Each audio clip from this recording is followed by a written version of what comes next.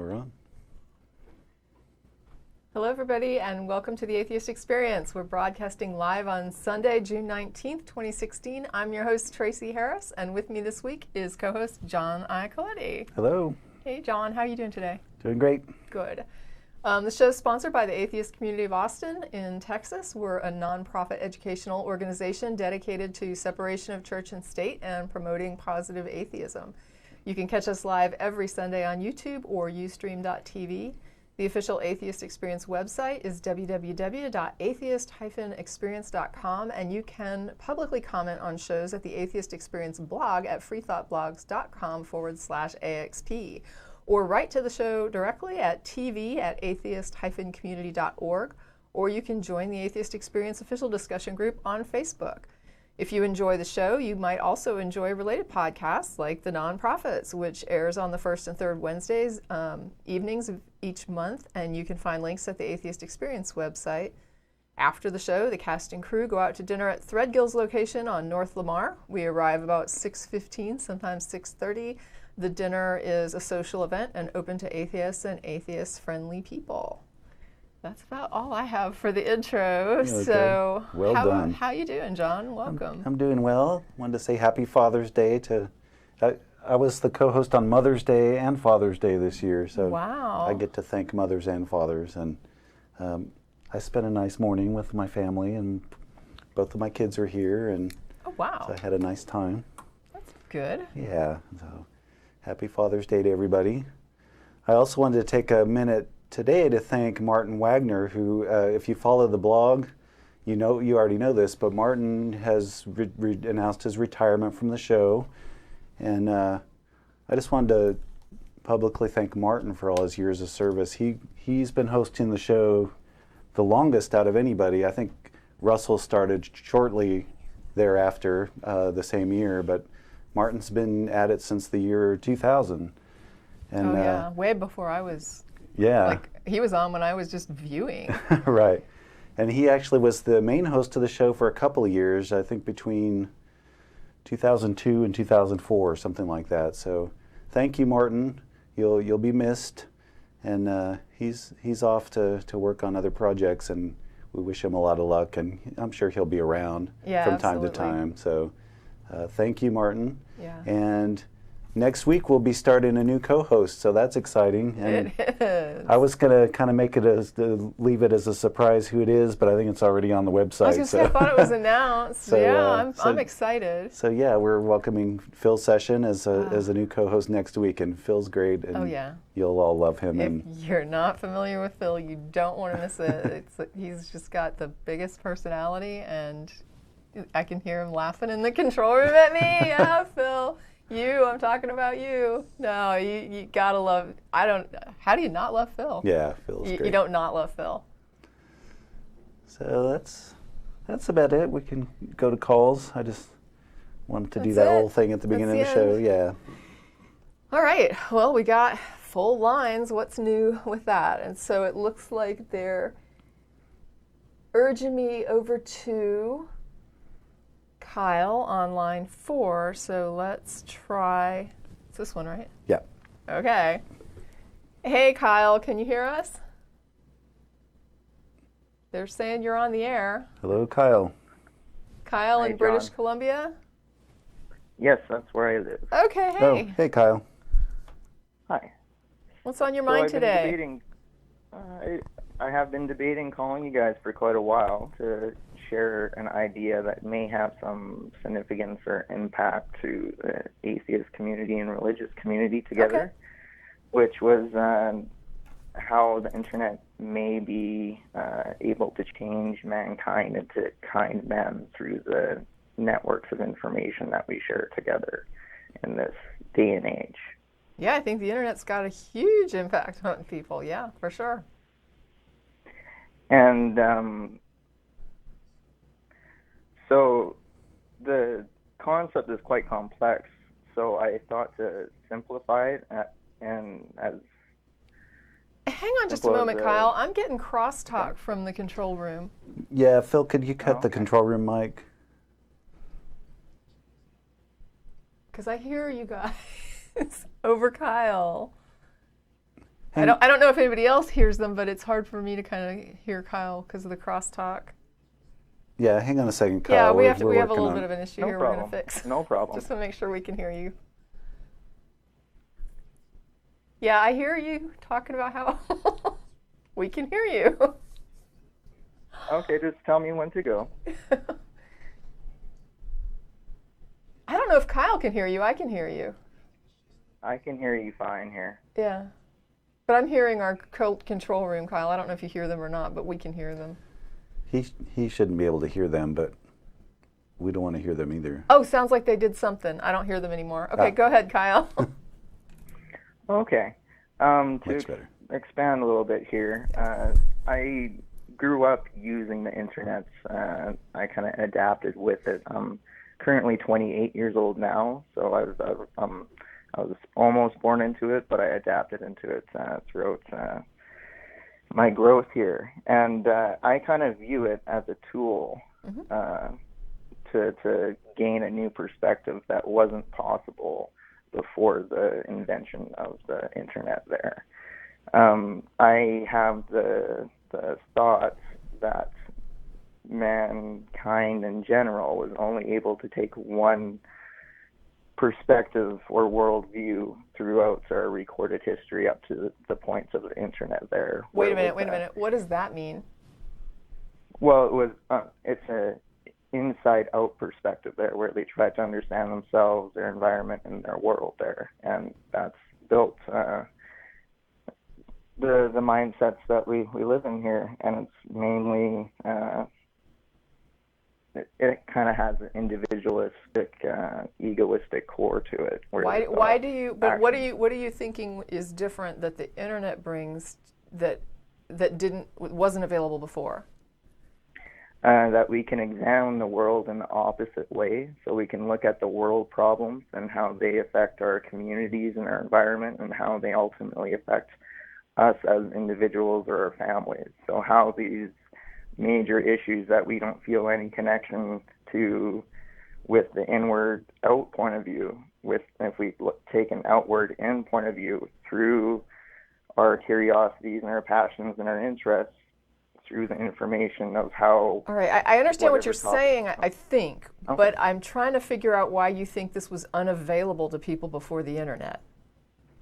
Well, knowledge was available, but Sure. now knowledge is at the fingertips of humanity, where they can search any subject that they wish. Okay, within can their interest. I tailor your comment? Would you think it was a fair statement for me to say that this was an available thing to people before the internet, but that it is simply more efficiently available today? Yeah. Yes, that's fair to say. That, Okay, I just want to make sure we're staying on the same page. Okay, go ahead. And through this, looking at your life from that point of view, you may be able to see how you are more connected to your neighbor or your community or your environment and the world ultimately through the actions that you take or the thoughts that you have within your own perspective. And it is a really complicated thought there.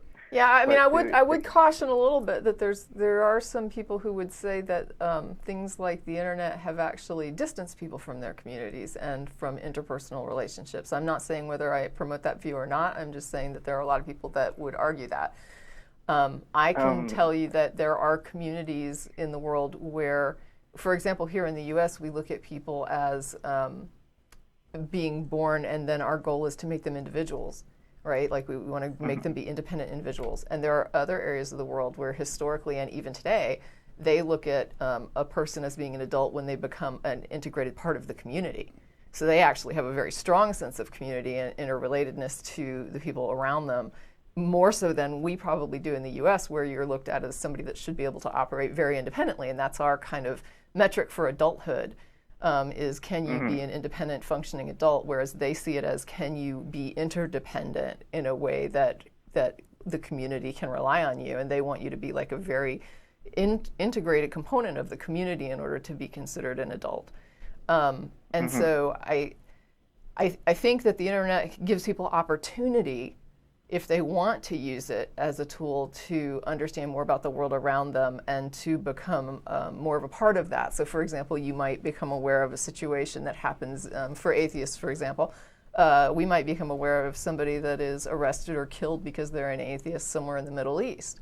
And so we would, have an opportunity to sign petitions or write letters to our own legislators to say this is unacceptable, or this or that happened here, or this was, in Saudi and they're a U.S. ally, and we should respond to that. I mean, it allows us to integrate in that way. I don't think everybody necessarily is going to use it in that way, but I think it's available to use in that way. I think the internet has been misused in many ways and used in other ways that have major benefit, but we don't really value those as much as the ones that have least benefit to us. So the internet has a different potential, like a full potential of how it can benefit us as a people. Well, sure. It's like you said before, it's a tool, right? You can use a hammer to put nails in and build something, or you can bash someone in the head and kill them. I mean, it's a tool. It's whatever you use it for is what it's whatever in whoever's hands it is what it's going to do. Mm-hmm. And your comments about the internet being divisive or divisive, it is a fair statement. But it has the potential to bring us more together through, Sure.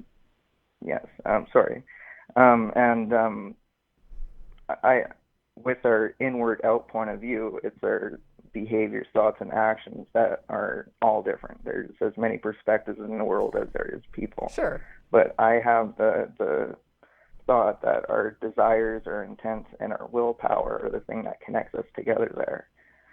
And if we connect our intents and our wills towards a specific desire, then we can connect our outcomes, where before they were never connected. It was all going towards your own individual pathway. Or we can now connect outcomes with the tool that we have. More efficiently. The internet. Yeah, I wouldn't say that it wasn't available, that people couldn't do it before. I think it was just not as easy.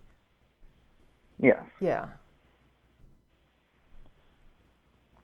And I think through this path of exploration, of looking at the world and the environments and yourself from the outside in there, I can only accumulate so much knowledge to myself, and I can never claim to know all. But if I follow my passions and my interests, and I retain an X amount of information, and then most other individuals do the same there, by the sharing of knowledge, we can be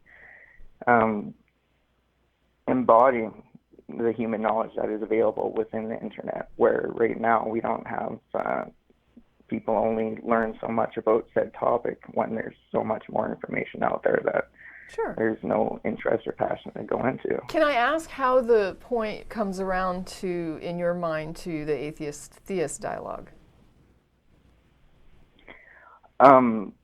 Well, I was going to go a step further there and say that there is an infinite amount of possibilities in your future. There's someone out there that is you that has reached their full potential without any barriers that you may be facing today here.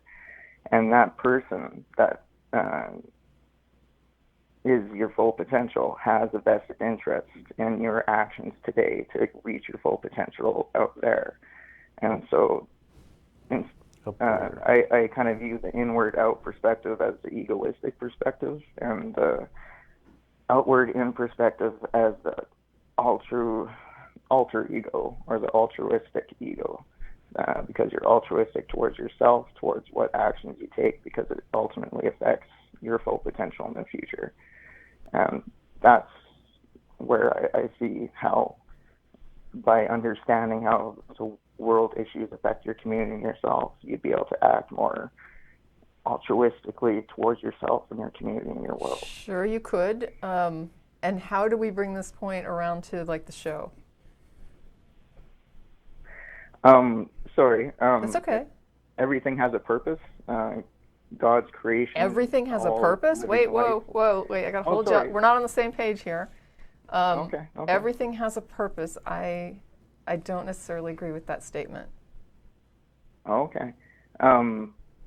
When things are made by man, they're usually made with a specific purpose. With Correct. the cup it's made to fill, and if we were to realize the intent and will behind the creation that we debate about here, then we may be able to embody that same intent. Okay, and but will wait a within minute the though. Wait. altruistic You're Sorry. putting forward an assumption here that is not obviously accepted by me and John.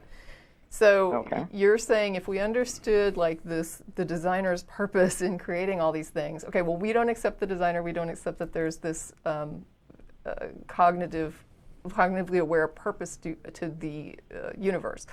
So we can't just go there. We have to stop the conversation at this point and kind of support that point. Okay. Okay.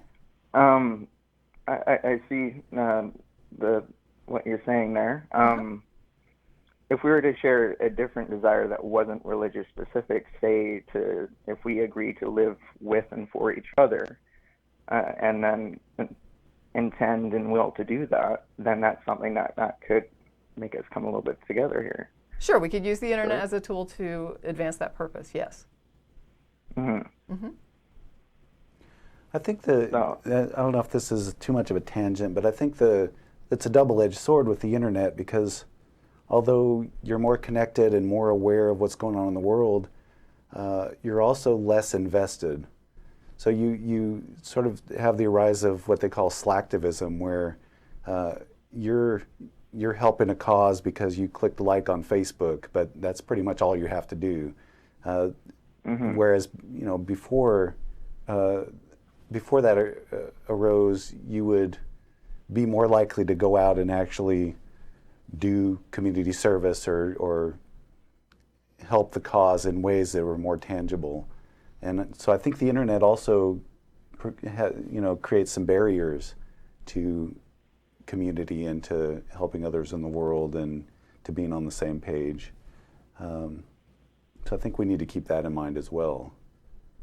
I think if I understand what Kyle is saying, though, I think he understands that. He's talked about how he agrees with you. It's a double-edged sword. That there are things on the internet that he would consider like not constructive, and not the best use of the tool. As if you're looking at the mankind's full potential. Like I'm sharing cat memes all the time. I don't know how much that helps and people get a chuckle, but it's not exactly advancing mankind. Right. But what I'm trying to understand, I guess, is obviously you felt that this was an important point to call the show with. And so that's what I'm trying to get at, because I don't think anybody disagrees with what you're saying regarding the internet. I don't think anybody disagrees with what you're saying as far as we can look at the world in egoistic ways, or we can look at the world in more altruistic ways, with more consideration for others. But what I am trying to figure out is what made you direct this to the atheist experience? I have the assumption that atheists are more reasonable than religionists when it comes to different concepts, when it comes to our role within the world. Well, thank you.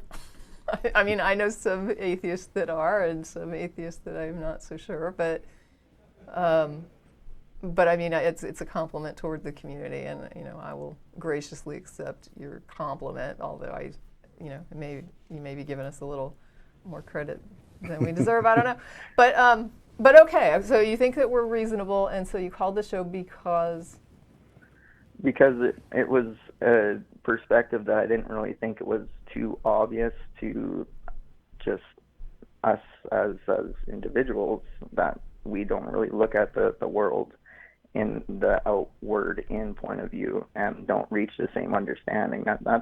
I know that knowledge was available before, and that level of connection was available before, but what would you like us to do with that information? You're on the show and you have our ear. What is it that you're calling, and you would like us to what?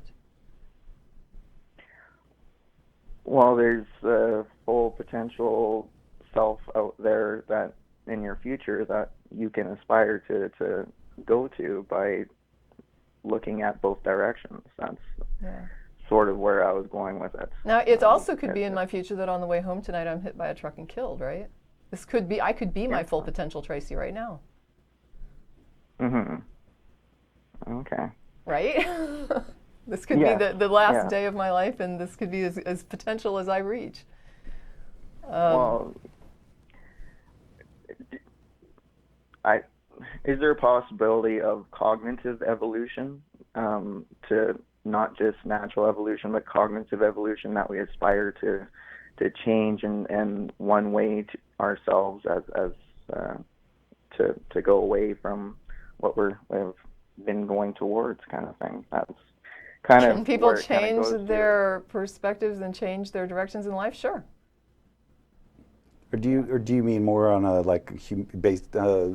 basis of humanity rather than individuals? Is that kind of what you're getting at? Well, ego is the default core, or I'm assuming ego is the default core of humanity within the inward-out point of view there. And with the choice to search out the knowledge that applies to you there, you might be able to replace that core with an altruistic core and live in that way rather than the ego, or the original ego. It's still the same. You're still the same person. Okay. It's just I think altruistic. I'm just going to say, Kyle, if what we're saying here is that the internet is a tool that offers people an efficient way to access other perspectives and help them see the world from the views of others generally, and the views of other places in the world, and that we have that information more immediately now. I think we're all in agreement, and I don't mean to cut you off, but I feel at this point that we're kind of reiterating the same point again and again. And unless there's something else you'd like to add, I'm inclined to move to another caller, but I just want to give you one more opportunity to kind of see if there was something else you wanted to say here. No, if it conforms with your reason, then I kind of accomplished my goal here. Okay. Well, I mean, if nothing else, you got to talk about it, and the audience got to hear it, and you seem like you wanted atheists to hear it, and so I think we did. And I do appreciate your call. I thank you for your time and your Thank you, Kyle. and your help. Okay. Bye. Thank you. Now that one was him, right? Yeah. Okay. And so let's see. We're going to try for Floyd in Indianapolis. Let me see. Okay. Floyd in Indianapolis. Can you hear us? Yep. Hey, Floyd. Hi, Floyd. Well, how you doing today? I'm doing good. This is my first time calling. I've been listening to your shows and also to the clips, many clips, thousands of clips on YouTube. Okay. And, There's a lot of clips. I appreciate the show a great deal. Great. Thank So you. what's on your mind today? Well, as I been listening to the show, sort of my thing has changed. There's a couple different things. I've been a spiritual seeker for a while, but I've recently actually in public called myself an atheist. And the other issue that I wanted to talk about is I'm an alcoholic, and when I got into recovery, there's this whole thing about the higher power, Right. and I was in a really bad place, and certain things happened on the day I went into detox that made me feel that yes, indeed, there was a higher power. Okay. But that perspective has changed. I also, by spiritual seeker, what I mean is that I'm 66, and 50 years ago my grandmother died, and that's when I started sort of questioning and looking at other things. So I've read about Islam and Sufism and Buddhism, a lot of Alan Watts and different things, and so I was trying to come up with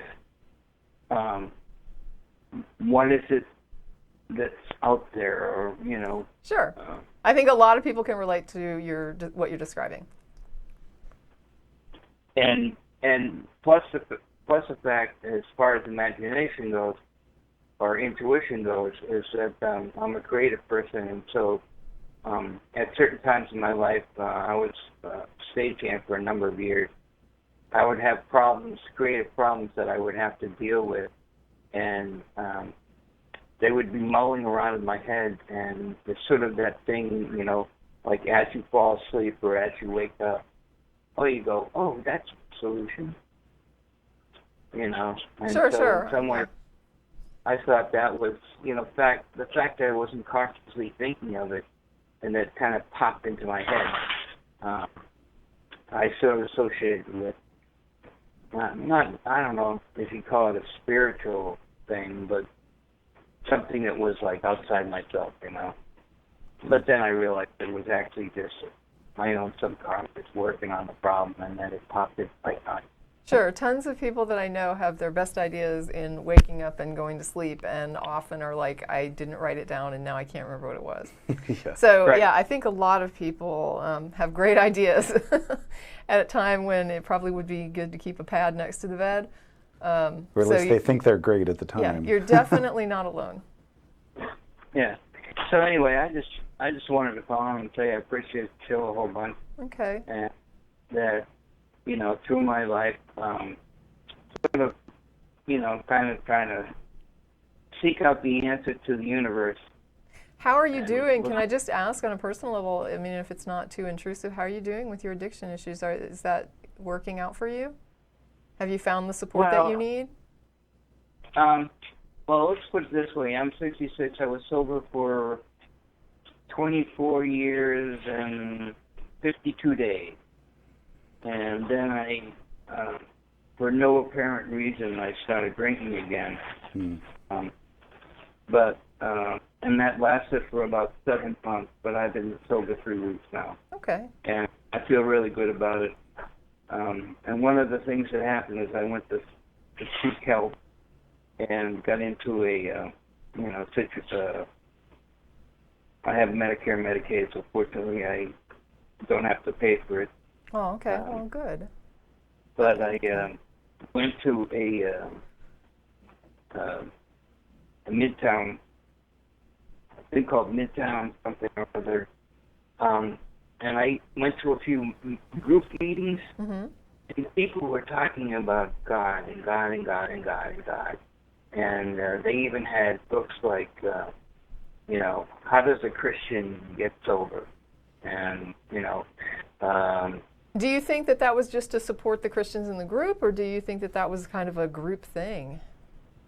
well, to a large extent, it was a group thing. At one point in one of these meetings, I only went to those particular meetings for about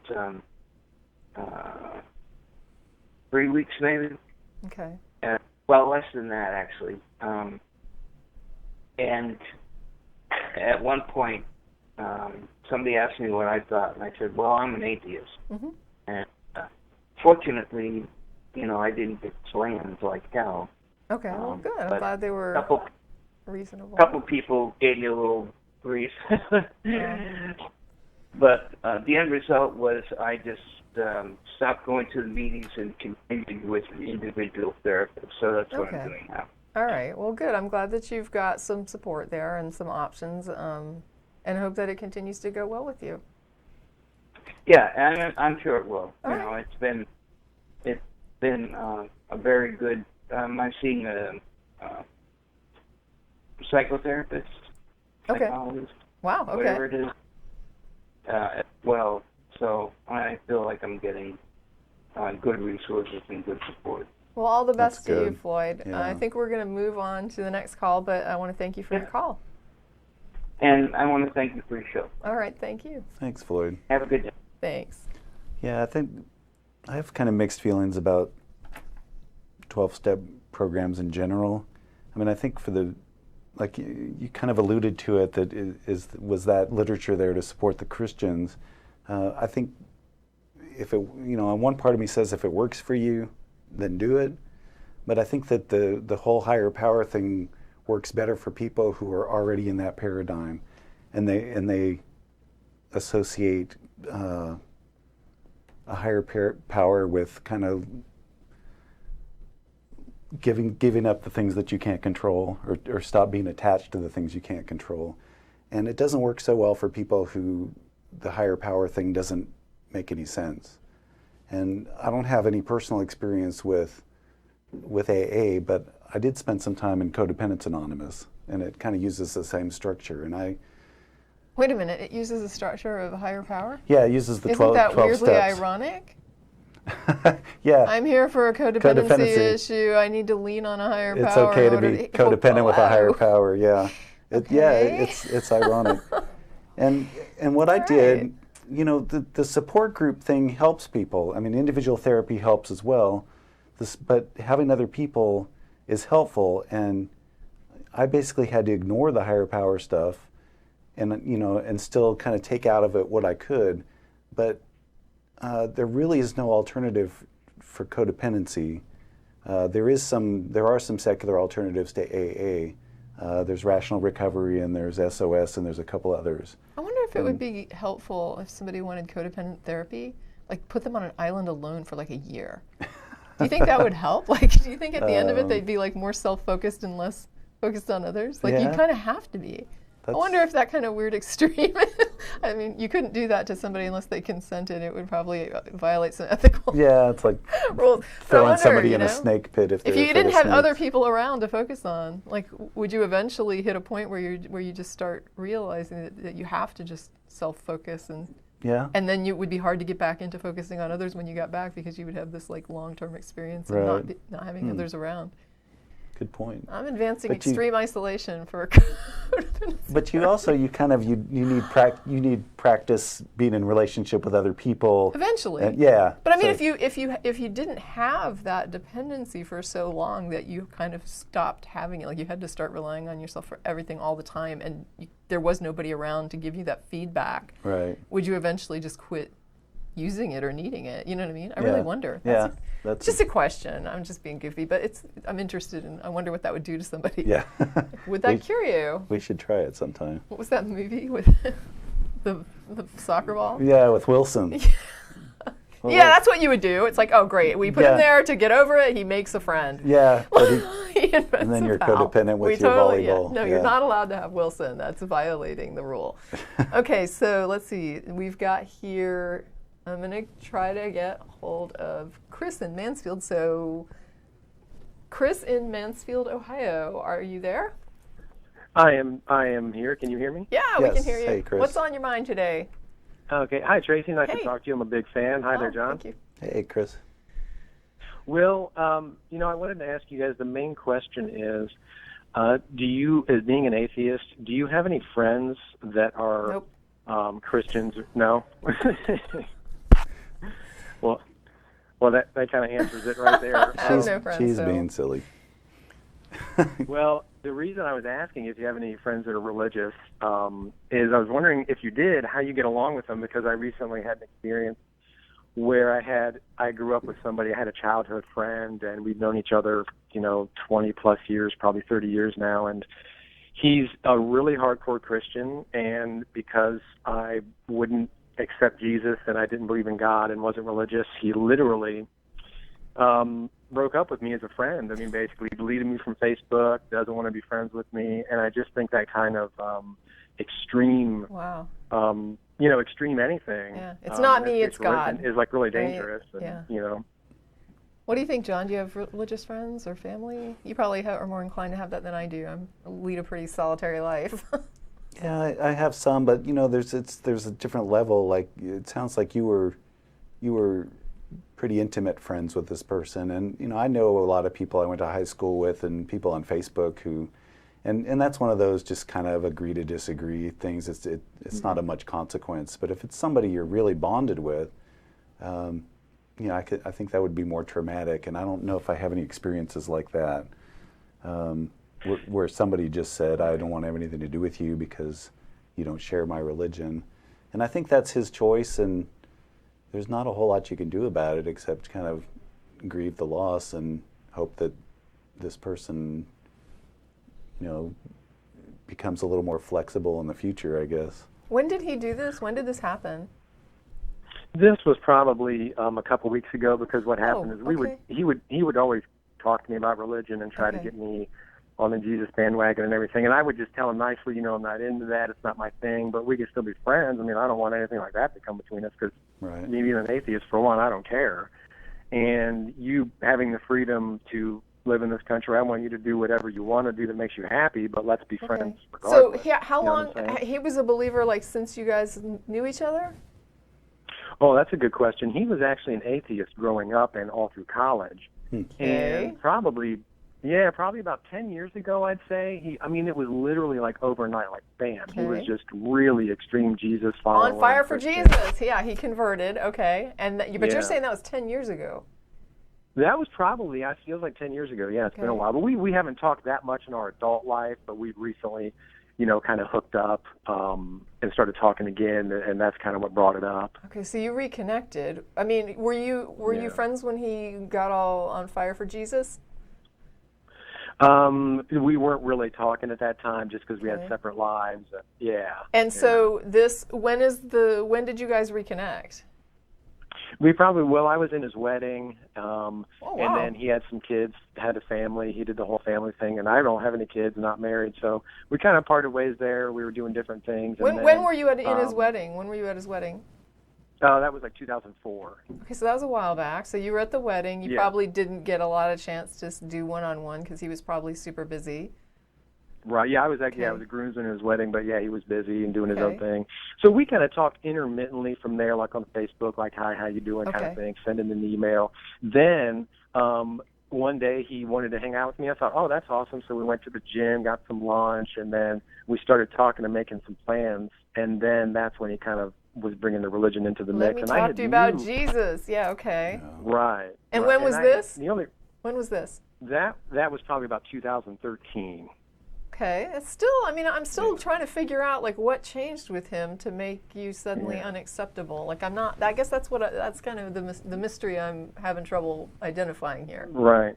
Well, we did our biggest debate. We had a debate a couple months ago about God and everything. And I like debating. I just think it's kind of fun, to be honest with you. But at the end of the day, the ultimate answer to the debate is, I don't know and neither do you, so let's be friends and don't worry, be happy, kind of thing. But he kind of took it personally that if I wasn't accepting Jesus, that we couldn't really be friends anymore. So that's specifically what he said. Because I asked him, I said, I see that we're not friends on Facebook anymore. What happened? And he says, well, correct me if I'm wrong, but you don't accept Jesus as your Lord and Savior, correct? And I said, that's correct. And he said, well, there you have it. And I'm like, wow. Interesting.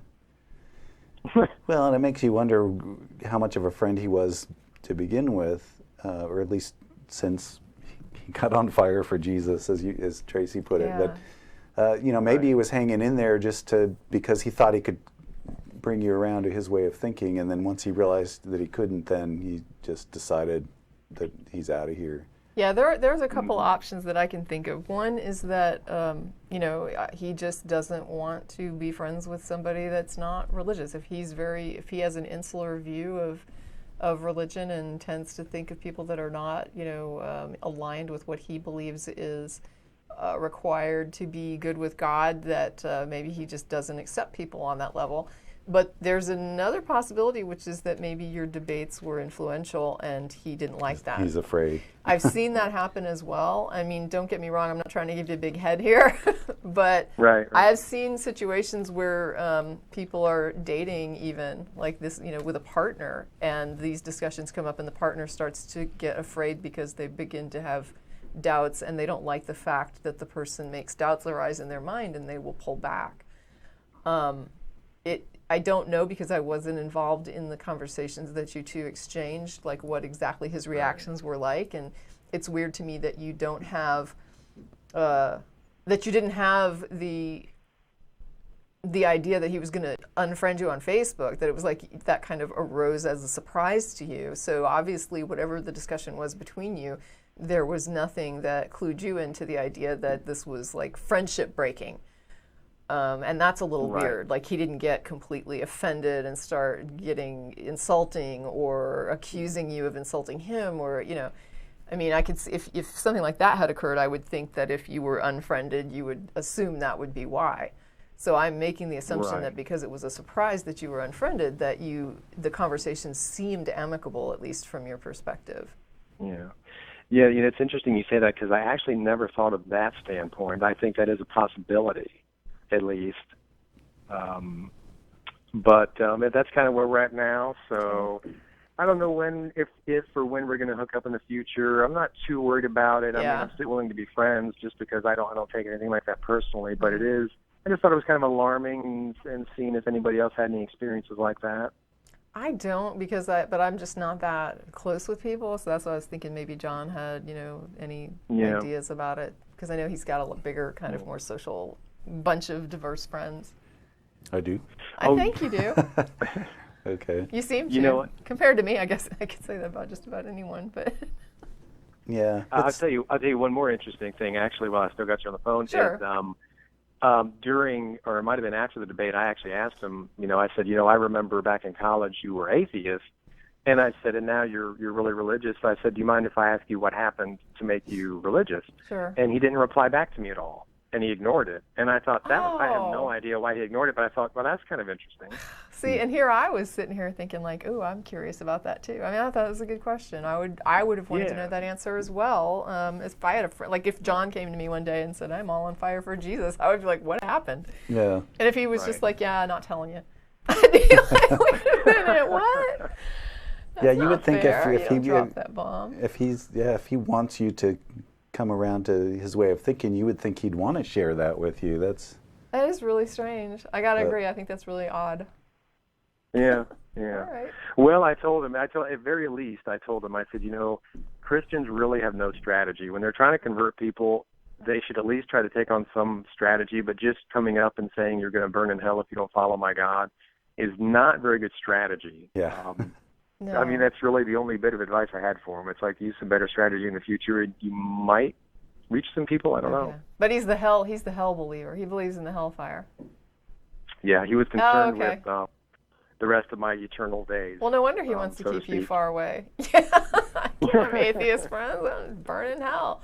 Yeah, no, that's the scary God. So I can understand why he doesn't want to even have that around. Sure. Okay. All right. Well, thank you for your call, Chris.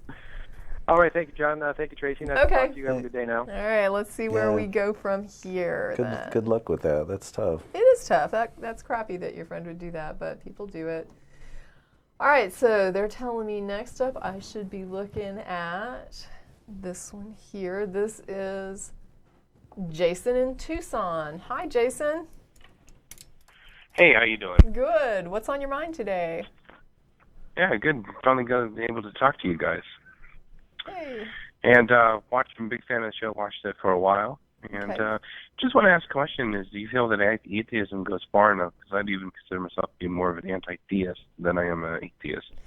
Well, I don't think atheists can go anywhere. I mean, but atheism. I mean, you know what atheism is, right? You know the definition of atheism. It doesn't really go anywhere. So yeah, you have to add something to it for it to go somewhere. I agree. And whether or not atheists should be anti-theist, I think that most people would probably label me as an anti-theist. I definitely am right in there saying I would love it if people would on their own leave the superstitions behind and just proceed with all of the pro-human stuff. So I certainly am a proponent of that. It's a little, I mean, just the way you worded it made me kind of chuckle when you're like, maybe atheists don't go far enough. And it's like, what kind of ideas do you have there, Jason from Tucson? But no, really, I mean, so what do you think about it? I mean, just to be honest, I mean, I guess when I made that statement, I mean, I felt like atheism is I don't consider it a belief, and it's not a belief. I consider it just to be a lack of a belief in a God or any God. Yeah, sure. For that portion, but I would say, at least in my thing, would be go a step further, and I think that religion is destructive to the human species, and really to kind of move forward, we have to abandon it. So I think being more anti-theistic and telling people that, in a nutshell, that I guess they're wrong in a sense when it comes to logic, facts, and reason and reality, is something that should be, I think, promoted slightly more. Okay, so what is your response to a group of people who are liberal Christians and they do a lot of good community service and they condemn religious people that are hateful and bigoted and they love God? Like, what is your response to religious people like that? Sure. We talk about like good things. Like I said, I've watched the show for a while. Matthew made quite a bit of the analogy of saying that, or not analogy, draw the parallel saying that there's no organization out there that's considered religious that a secular organization couldn't do the same exact thing. I agree. So in that regard, it's not that, it's just holding that kind of, at least I think, a backwards belief, I think can be dangerous, because eventually maybe you get people who are moderate and a little more, I guess, like you mentioned, liberal, kind of a happy-go-lucky Christian. But eventually, sometimes, and inevitably, sometimes it comes to a head, and people can become violent. It's interesting that you say this. Or angry over it. Well, you remind me of a conversation that I had with someone from Egypt, and I was talking to them, and I said, it's really weird. I might just have a distorted memory of it. I said, but when I was little, I remember Egypt being far more progressive than what I see today. And I said, maybe I'm wrong, because I was seeing these things on the news and I was saying, like, what is going on in Egypt? It seemed like a very peaceful, very progressive place when I was a kid. And he replied and he said that it was. And he said that there were people that were going away to work in Western nations and then coming back, and they had a lot more liberal Western democratic ideas. And he said when the work shifted and they started to go to other Muslim countries to work, they came back with more stringent Islamic ideas, and things started to change again and get conservative. So what you're describing is the idea that, if you're already starting with this religious perspective where you accept God but you have these liberal ideas, it doesn't seem to take a lot to make that shift, for something to come in and influence that into a more conservative way, when they're able to say, but this is, right from a religious perspective. It sort of does appear to possibly make that foot in the door for someone to influence another person who believes in a God, that perhaps their understanding of that God is incorrect and the God wants something more conservative.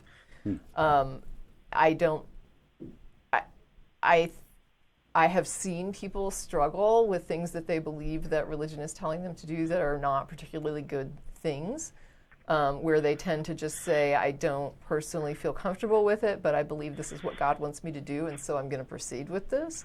That is definitely one response that I've observed.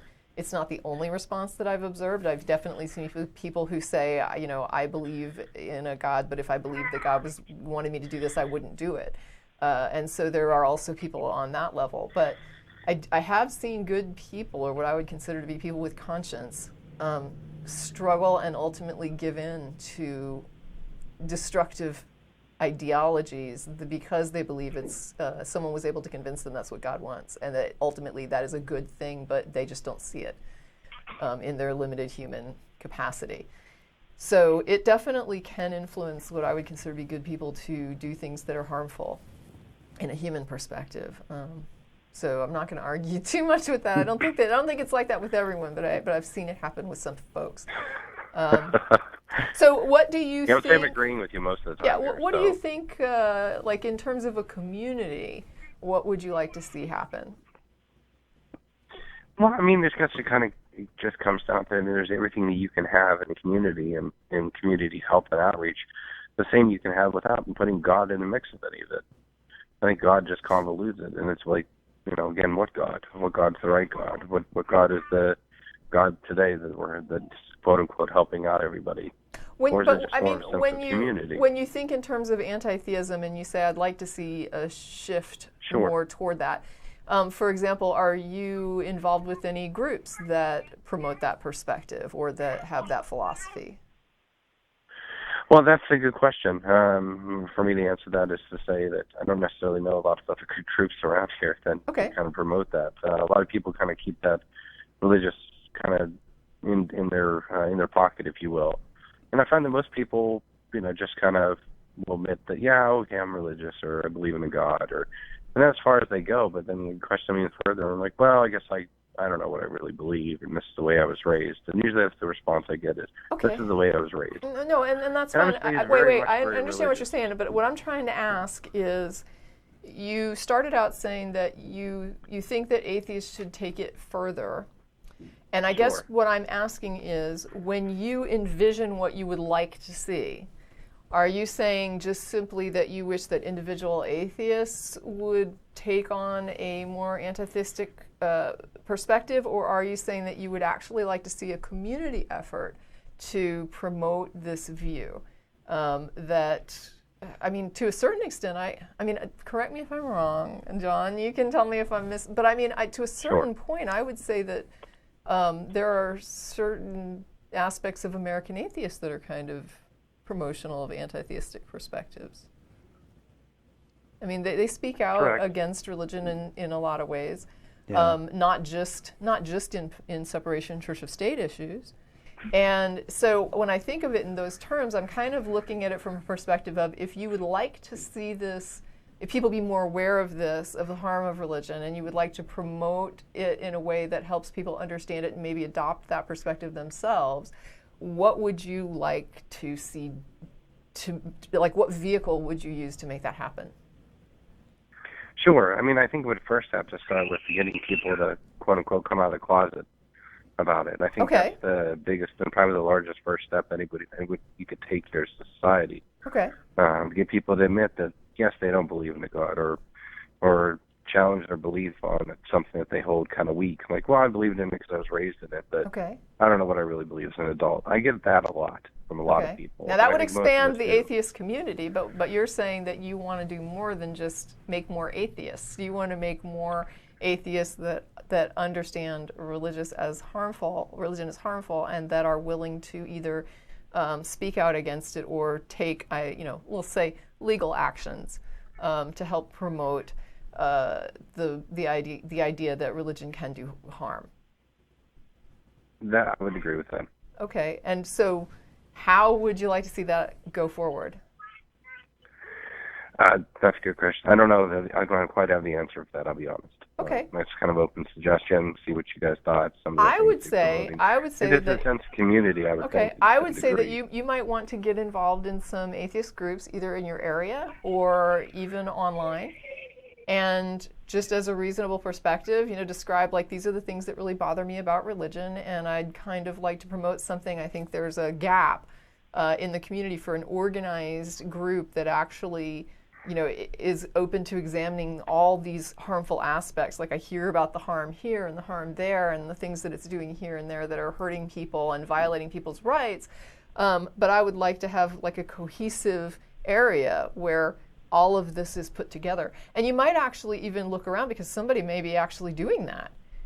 So you might search for a group or a person that's already organizing, like a website or a forum or even an organization. And you might, maybe even look into American Atheists and just see if they have this, either in part or in whole of what they're doing, that you could join and support. That would keep you from reinventing a wheel.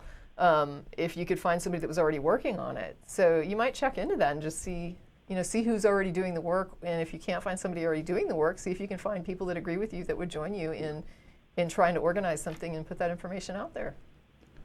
Yeah, there's a lot of Excellent. there's a lot of different groups, and they all kind of have a particular focus usually. Like there's a group here in Texas that watches what the legislature does and what the state board of education does with curriculum in the schools, and they focus their efforts on that. And then there's we had Dan and Annie Laurie from Freedom from Religion Foundation a few weeks ago, and they're very much involved with kind of working towards getting the influence of religion out of government in particular. Yeah, separation of church and state is definitely somewhere where you could find support. I think it's TFN, isn't it? The Texas Freedom Network. Thank you. Is it Freedom Network or Free Thought? Maybe Texas Freedom Network is Okay. the one that does Yeah, the yeah. schools. I'm not totally sure about Arizona, but I'm sure they have counterparts. The Freedom from Religion Foundation is a nationwide thing. There's But I guess the thing is, if you see something like TFN and you think to yourself, I'd like to see that in Tucson, I think it makes sense to contact TFN and say, do you have an arm in Tucson? Like, is there a group like you there that I can reach out to? I can't find them if you can't locate them. But yeah, I would definitely, put your resource toward this if you think it's a good idea, and see if you can get other people to join you in that effort, or if you can join other people who are already on that effort. Excellent. Well, thanks. I appreciate the show. I think it's great what you're doing. Please keep it up, and appreciate you taking my call. Yeah, absolutely. Thanks, Jason. And this is driving me nuts. What is it? Can I point here? The C and the S should be swapped here in Tucson. Oh. But we're getting ready into the call, so it probably doesn't matter. But Tuscan. Okay, so where are we at? We're on, let me see if I can find it. We're on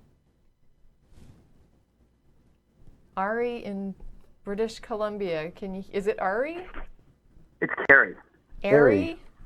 Okay. Carrie. C-A-R-Y. Carrie. Wait a minute, spell that? Carrie. They didn't spell it right. I'm not taking the hit for that one. That's Carrie then. Okay. How you doing? Yeah, so I just want to say I'm a complete fan of the show. I want to tell you guys that you guys changed my life. You literally did. Cool. I was searching online for history of human development, and somehow I stumbled across your site. And from the moment I started watching it, I stood there, jaw open, and just watched episode after episode, because I've never heard such cohesive, such real arguments against the questions that have been put to me that I didn't have answers for, and you guys had answers for. And I think that what you're doing, you're changing the world. It's wonderful. Well, to as much as I would love to take credit for counter apologetics, we're actually pretty much reiterating arguments that have been around for thousands of years. I think it's just that most people haven't, for some reason, come across them. I think it's just more popular to hear the pro-apologist arguments than it is to hear the counter-apologetics. But definitely there are a lot of people, we're standing on the shoulders of giants here.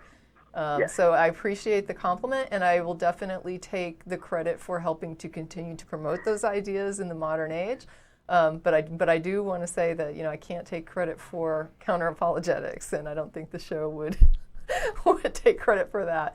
But I'm glad that we helped. Was it just to call and say thanks, or do you have another thing? Well, I thought I would share with you my personal story, which is quite. I think it's kind of a little bit. Which is quite a brief story, right? Okay, because we only have a few minutes here. So when I was a young child growing up, from my earliest memories, both of my parents were extremely violently brutal. Parents is what they did, and we lived in New Zealand, and apparently that was pretty much the norm for what everybody else has told me. But one day, my mother basically explained to me that the reason for her violence was because God wanted her to do these things to me. Hmm. And when she explained her concepts, her ideas of what God was, I laughed at her. I mean, I was a small child. That sounds dangerous. Yeah. I thought it was hilarious. Okay. And in front of me, she had a conversation with a friend of hers about what is she going to do with this unruly child. And the lady said, you've got to look at the Bible and follow what the Bible says. So one day my mother walks into my room and she looks me straight in the eye and she says, if you don't do what I want and if you don't love me, I'm going to kill you because the Bible says so. Whoa. Like straight deadpan. And I looked at her right in the eye and I said, well then go ahead. Because because there's nothing that I can do. I can't do anything to change the way you are treating me. There's nothing. I've tried everything. Okay. There's nothing that I can do to stop you from being so abusive. Yeah, okay, so you just had give up. You were just like, whatever, I give up. Yeah, I give up. I had long since given up. The abuse wouldn't stop. I had literally tried everything, from obeying them to not obeying them. It didn't matter. Yeah. It wasn't going to stop the abuse. So I just said, go ahead, do it. And she looked at my father, and she says, he doesn't think we're serious. Wow. Quite literally. Yeah. And you think, and then it got worse. It just got worse. And I quite literally, my father beat me until my heart stopped, because I remember it happening.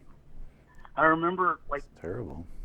going unconscious, completely unconscious, and I knew my heart had stopped. And they were standing there and over me. He's turning blue, they're saying. And he started pounding on my chest, and my heart started again. But you know what? There was something broken.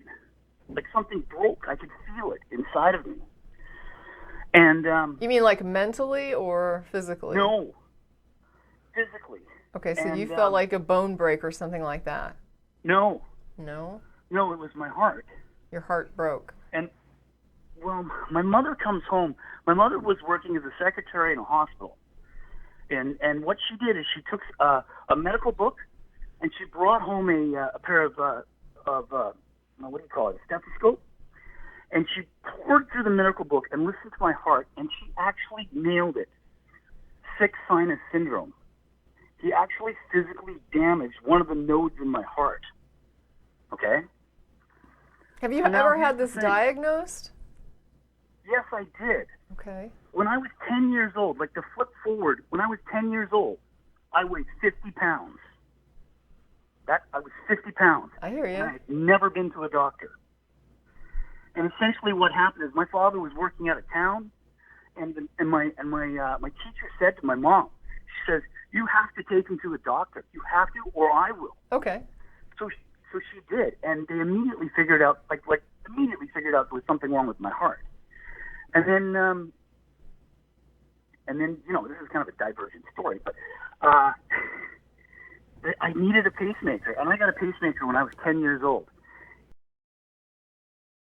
Doubled my weight. I became slightly over 100 pounds in by the end of 1 year of having that pacemaker. So yeah, That was the difference. you got a more normal weight going. Okay. But that's when I found out. My parents kept talking about this fund that they had going. They had this big fund that was for our education, which I later found out was an insurance policy. Okay? Okay. And at one point, the insurance policy was valued at $5 million. They were literally paying. This is about from 1976 to about 1985. They were Okay. paying about $600 a month in insurance premiums. And my father made multiple attempts on my life between those times. Like he literally tried to murder me.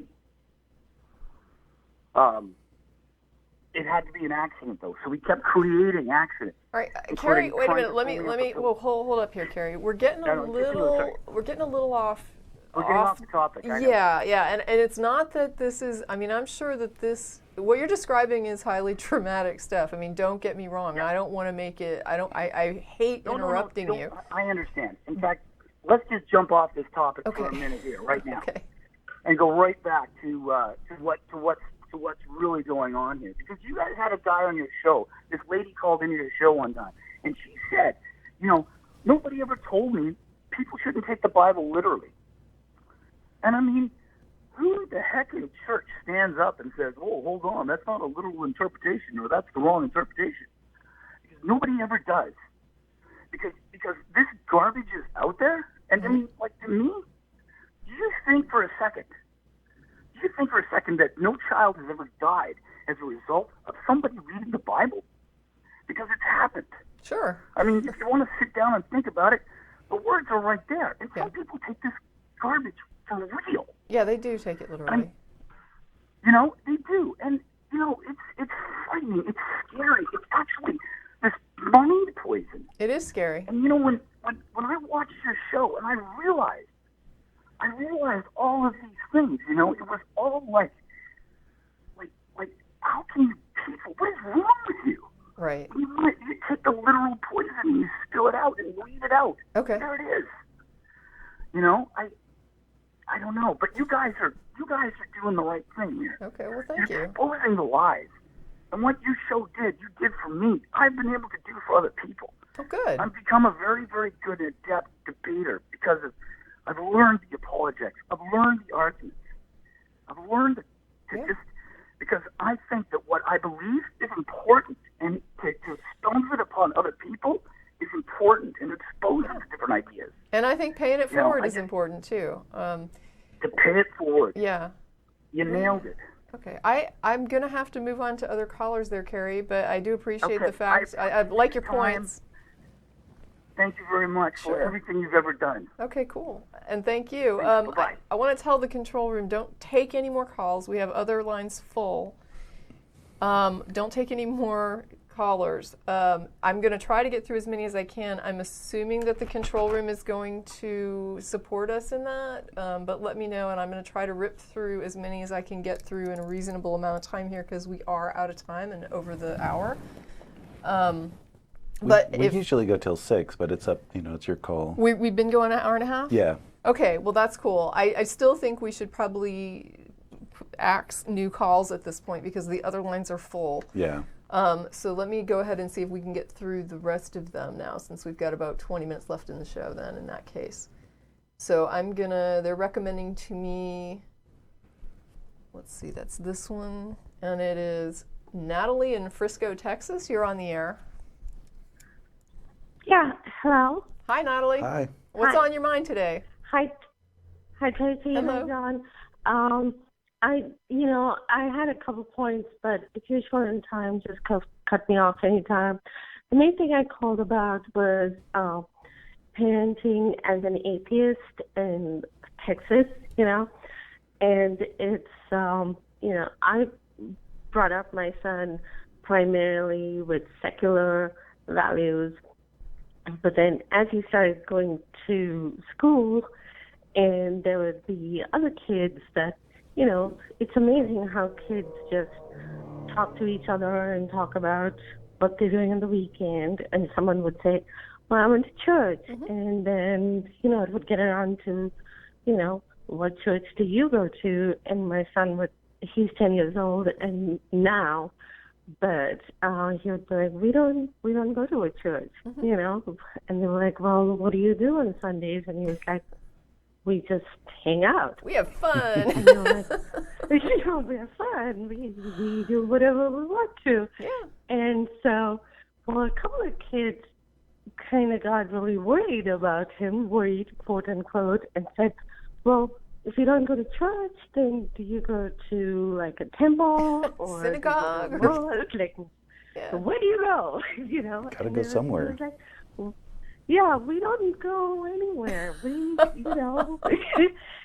And then one of the kids said, well, if you don't go to church and you have a Christian name, then, you might go to hell. And I think she didn't say this in a malicious or mean way. Like, Right. They were just knew concerned, that. I'm sure. Like, how are you not going to go to Yeah. hell since you're not Yeah, going to church? and he was like, "What's hell?" And so he came back and he was like, "Mommy, what's hell?" And instead of like, "Where do babies come from?" I had to deal with this is where hell comes from. Now, wait a minute. How did your kid get to be 10 years old and never, ever hear of hell? No. This was back then. Oh, okay. This was like kindergarten. Oh, okay. Yeah. So that's when I started like the education, basically, of where secularism is. Gotcha. We don't believe in a God. We're atheists. I put it right out there. But his best answer was like when she told him, "You're going to go to hell," and he was like, "No, I'm not," because he didn't know what it was and he wasn't going there. That's really funny. Yeah. Yeah, I wonder. And so, anyways, That's a good responance when someone tells you you're going to go to hell. yeah, Just say, he's like, "No, I'm not." Yeah, no, I'm not. Like, what is it? And I'm not going there. And so our education continued. And before I heard about the Green Dragon, I don't know who brought up Green Dragon. You mean like the dragon in the garage thing? Or, I mean, Yeah. Okay. Who brought that up? Sagan. But yeah. anyway, Yeah. so we came up with Pink Elephant, Yeah. So I was like, if someone tells you they've seen a pink elephant flying around and it's bright pink, and are you going to believe it? Tell so we them went to lay with off the that. vodka. Yeah. Yeah. Vodka or whatever. So we do pink elephant now because Okay. whenever something comes up and I'm like, pink elephant, that's our code word. And but he's lost a few friends over this, Wow. like little kids who tried to save him, you know, and who are genuinely worried about him. Like, it's amazing how the conversation, kids will talk, and it'll just devolve, and I'll hear crying, and I'm like, what did you do to your friend? And he's like, no, he's worried that I'm going to go to hell. I told him I'm not going to hell, and he got mad at me. Yeah. And so I have to stop it and call, you know, the parent involved and say, you know, your child's crying and devastated, so please, you know, it's just a regular play date. They're playing Legos, and this would happen. Wow. So, yeah, and I mean, it's almost funny, but it's really Yeah, and I mean, I'm laughing, because but it's you're right. There's an aspect to it that, I mean, it's funny when you think of it in like an abstract, but it's not really funny when people really are saying they don't want their children to be friends with your son just because you don't accept their ideology. That's not really funny at all. And it's really hard on the kids, and too. to me, it's really, exactly, John, it's really hard on the kids because they are just confused.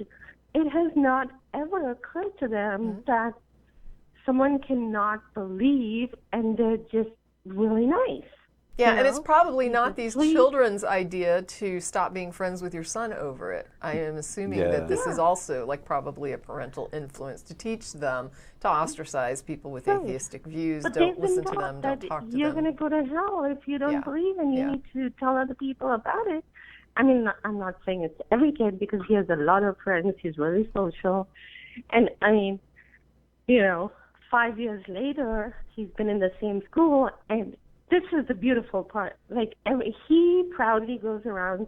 If it doesn't come up, I tell him not to kind of say, oh, we're this, you know. But I'm like, if someone asks you, just say you're an atheist, you know. Yeah. And I struggle with having him say that out loud as a label, but he embraces it. Like, Yeah. so when they say something and they're like, what's an atheist, you know, like, you know, and he's like, we don't believe in a god of gods. Like, he's learned that verbatim. Yeah. You know? And when he gets to college, he'll probably have a lot more friends. Yeah, but we listen. I'm not sure sometimes, Frisco, we Texas elementary schools are conducive, but I think college is probably going to be a whole other experience for him. College will be a whole other experience. But Yeah. we've been listening to clips of you guys. We listen to clips of crazy callers. Yeah. And Right now he's like, my mom is on Atheist Experience. It's awesome. Yeah. What's his name? Give him a shout out. Listen to this. Oh my gosh, that's exciting. Give him a shout out. Anyway, so yeah. So I just wanted to say that, you know, it's important. He's already for out, parents- right? I mean, that can't hurt him. If you want to give him a shout out, feel free. He's not listening right now, but hey, Davis, love you. It's Davis? You know, Is yeah. that, hey, Davis? This is your mom on the phone. Oh my gosh. And I'm just so saying excited. hey. And hope you're having a good atheist experience, Davis.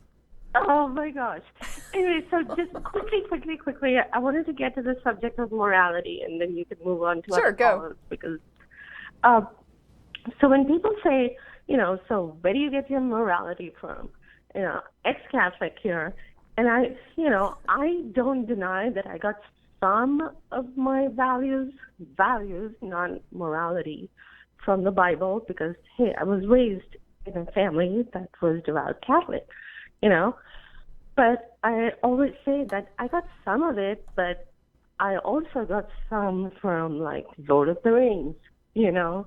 Yeah, wherever you hear it. If you hear a good idea, where you hear it is where you got it from. So I understand what you're saying. So I'm Yeah. like, honesty, integrity, bravery, Yeah. being honorable. Harry you know, Potter having has a lot of courage. good values in it. Yeah. So courage, we talk about courage, doing the right thing just because it's necessary, even if it's not easy. Like the Bible doesn't teach you that, you know? Yeah. So, It doesn't. It pretty much teaches you not to do bad things, like don't do bad things. And it doesn't it's really just- tell you how to handle struggle. I've known so many people who were believers, and even when I was a believer at the time, when you hit something that is a struggle for you, it's not really got much good advice. People are like, yeah, read Proverbs. right? I mean, that's the go-to, right? Go read Proverbs, and you're reading Proverbs. This is not helping, right? This is not helping me. This isn't telling me how to cope. Telling me that God's got a handle on it isn't helping me deal with the here and now.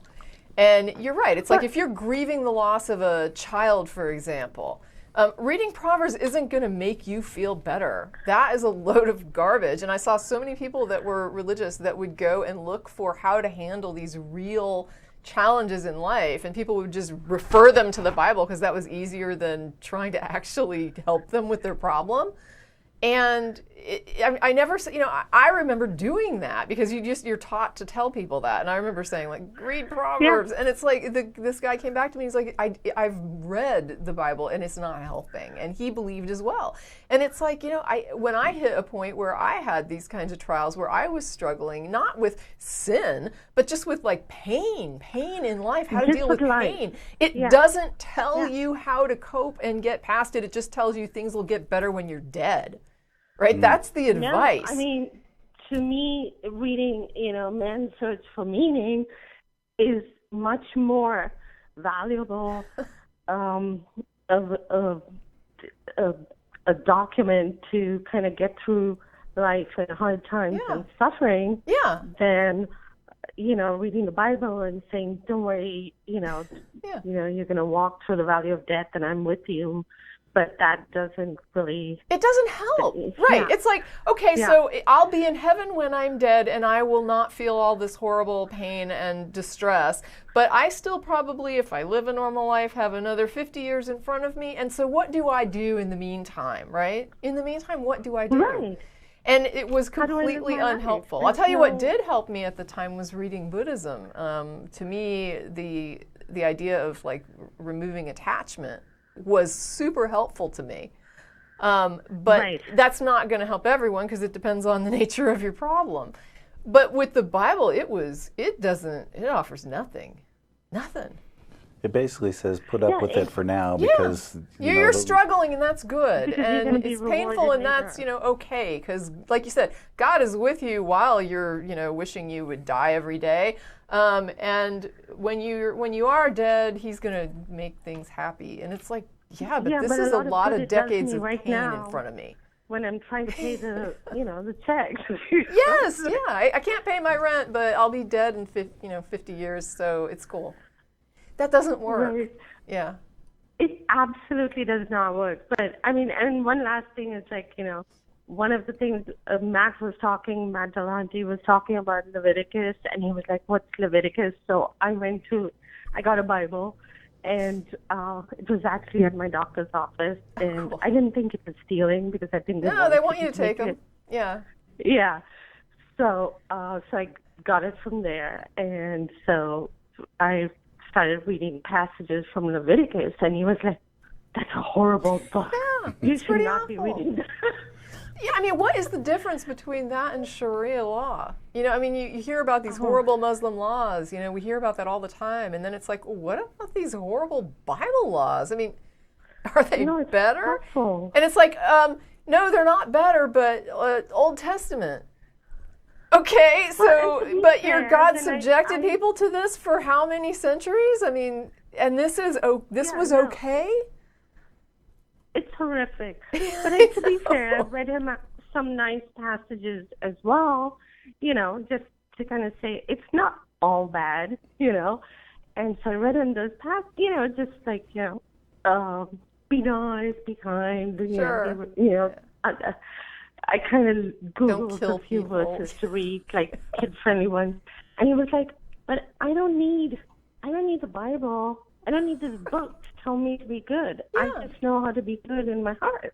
Yeah. And, he's been taught, be kind and be respectful. So really, that kind of covers most things. Yeah, I think a social species really doesn't need to be told to not kill its own tribe members. I mean, it kind of goes without saying, because even if you don't understand the mechanisms for why that's a good idea, it's sort of ingrained in you through years and years of evolution that have made you a social species, and the reason that you are part of a society is because you have the inclination to not go out and just randomly kill everyone. Yeah. It's not hard.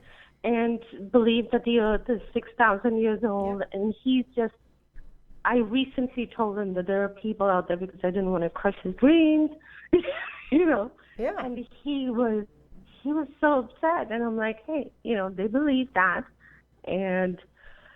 But that has nothing to do with the belief in God, because there were atheists before people knew about evolution, you know, so just so he can have a few friends, you know. Anyways, so. All right. Anyways, that's all I wanted to say. Well, thanks, Natalie. You guys are awesome. I appreciate your call. Yeah.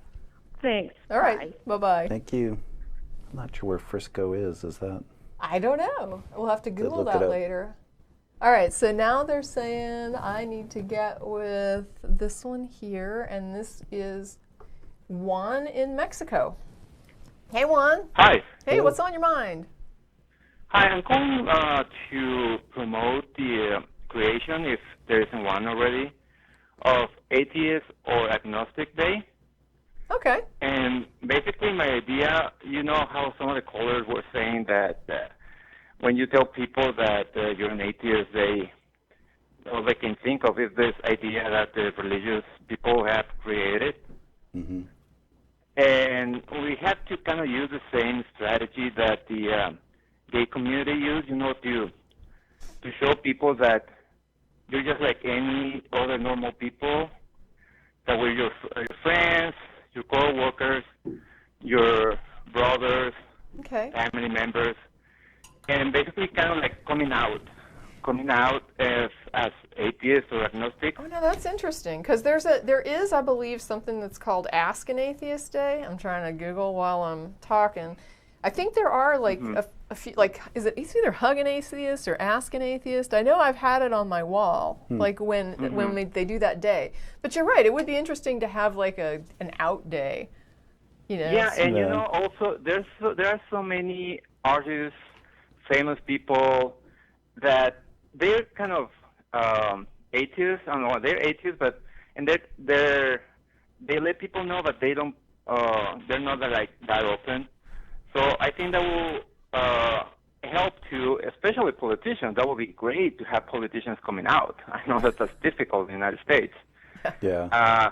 But you know, having a special day for that, like on your Facebook, you post something about being an atheist, and I know that in some parts of the United States that will be kind of difficult because some people will be kind of like mean, or it might be dangerous to some people. But that's the goal, that to normalize the concept of atheism, to show people, like I said, that we're just normal people, and I think eventually.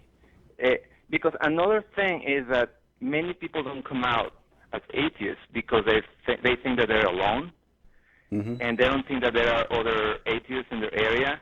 Right. So that keeps them from expressing that they are atheists. So the more we let other people know, not without, and my point is not like we need to advertise, you know, just let people know, hey, I'm an atheist. Period. If you want to talk to me, good. If not, I respect your ideas, but I'm an atheist and I'm proud of it. I think that's a great idea. I think so too. I'm trying to see. Maybe you could pick a day. You know, it might catch on as a meme if you post it on social media. Okay, yeah, here it is. There's something called National Ask an Atheist Day, and they have it at the Secular Coalition for America. Okay. I'm just trying to see. And you know, it doesn't have to compete. If there's already something that we can add to that day.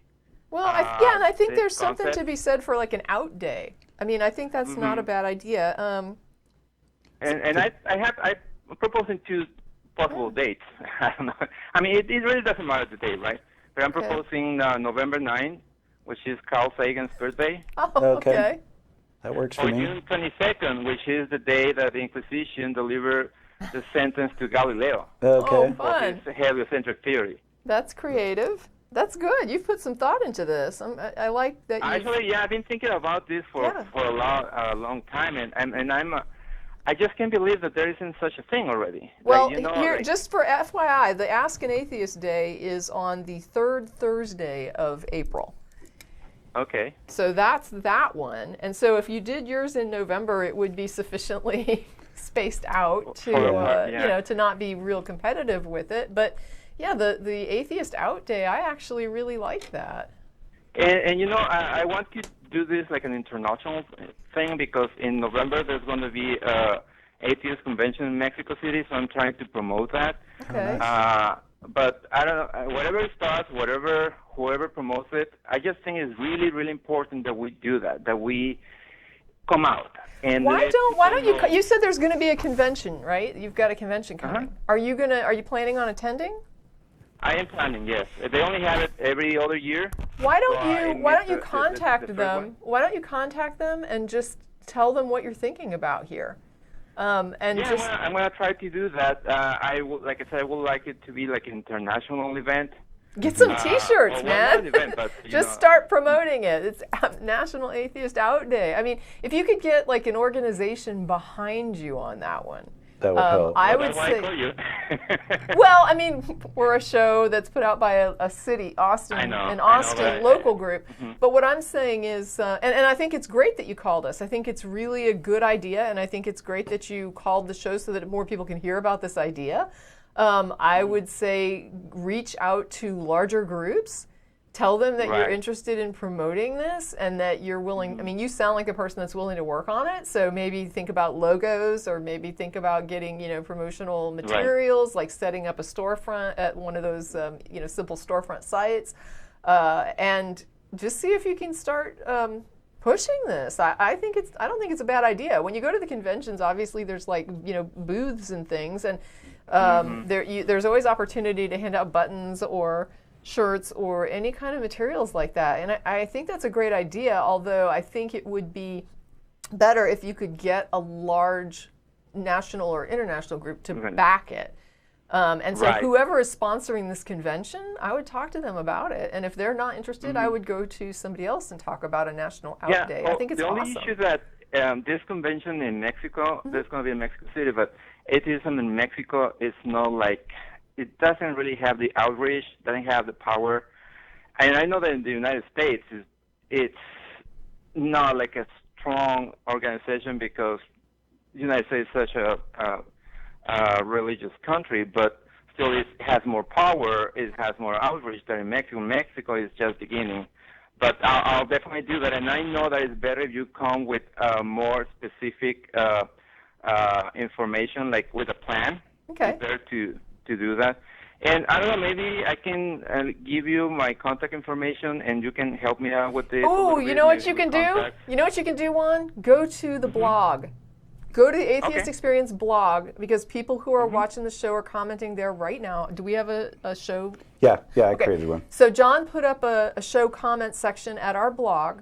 And they'll put up the address of the blog. Yeah, go there and start posting about this and I'm encouraging everybody that's at the blog and everybody that's watching the show to join that thread and get with Juan, and let's start coordinating this, because I like the idea of an Atheist Out Day. I'd love to see it. Yeah. Getting more people out and getting more people to acknowledge their atheism and to understand what it means and what it is they're describing when they call themselves an atheist is so important. It's something that's just not... It's something we struggle with, and I just think it's an awesome idea. Okay, thanks. Well, I'll do that, and like I said, I'll probably send you my contact information and however you can help me, and I'll let you know how things are going in Mexico. Yeah, thank you. Thank you. Yeah, great idea. And like you mentioned, there's still a lot of stigma, and I think anything we can do to have people come out and say Me Too, I think it helps everybody in that situation. Even the people who don't want to be out, it still helps them, because they now are in an environment where it's more permissible, it's more normal. Yeah, it's more normal. And I think it would really catch on social media, because there's a lot of non-believers on social media. Yeah. And even, all those memes go around where, change your profile picture to something on this day. And I've done it. I think people would do it. I think it's just a matter of kind of getting the word out. Yeah. Yeah, and I think what's going to change the tide is if politicians start doing it. And like I said, I know it's very difficult. Yeah, if you could get But I like the think I want to National change the Atheist Out Day, I mean, good luck with that in the U.S., but There's- I wouldn't say don't try. Yeah, there's been a couple. Okay. There's been a couple of national politicians willing to actually say, maybe not. I think They it may would not be- use the A word. I don't but think you're going to get it through like National Day of Prayer, but nothing would make me happier than someone to prove me wrong. Yep. Yeah, So, well, you know, yeah.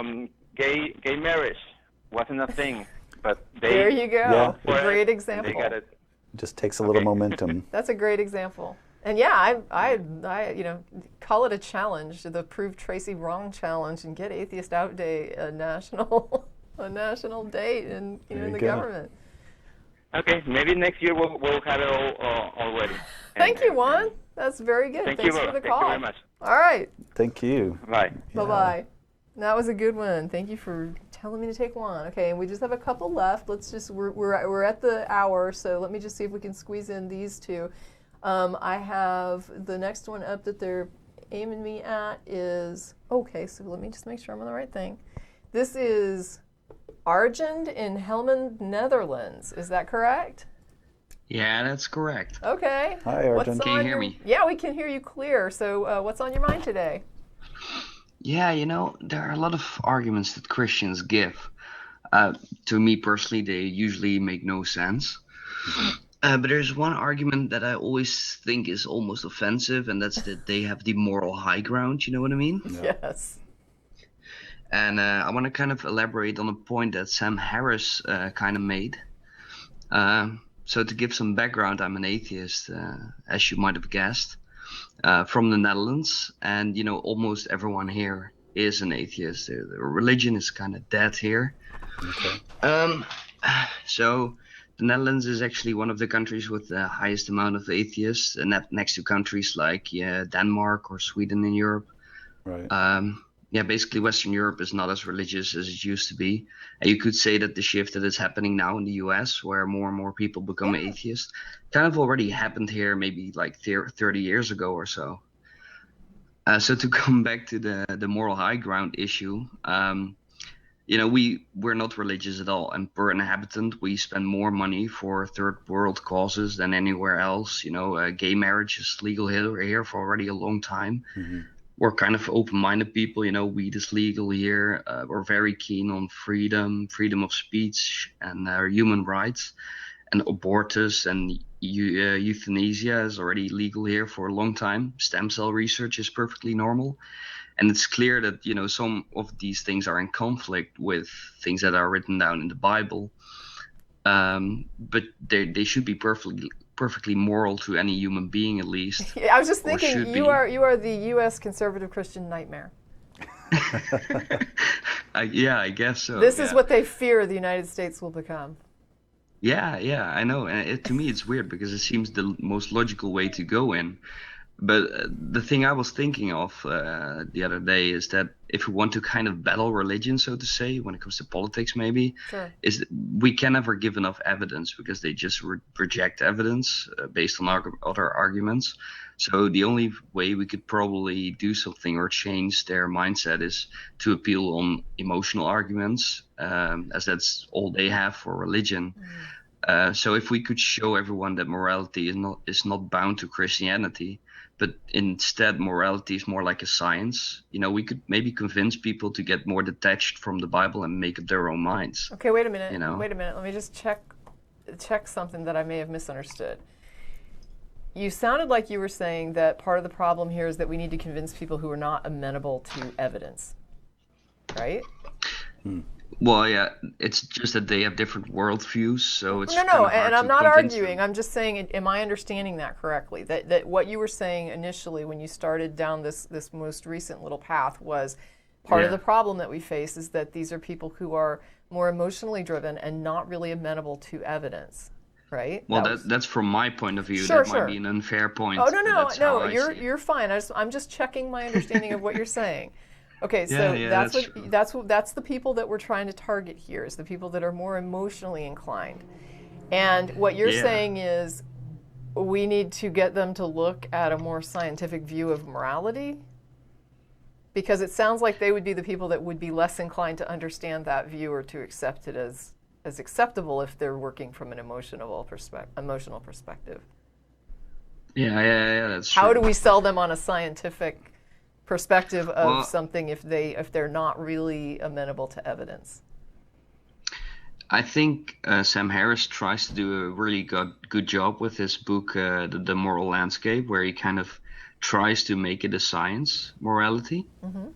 Oh, I don't doubt. I wouldn't argue that there's a science to morality. I think that if morality exists, then it exists. Then we're labeling something, and what we're labeling has got to be something we can identify and categorize and say, here it is. And if we can't, then we're talking about nothing.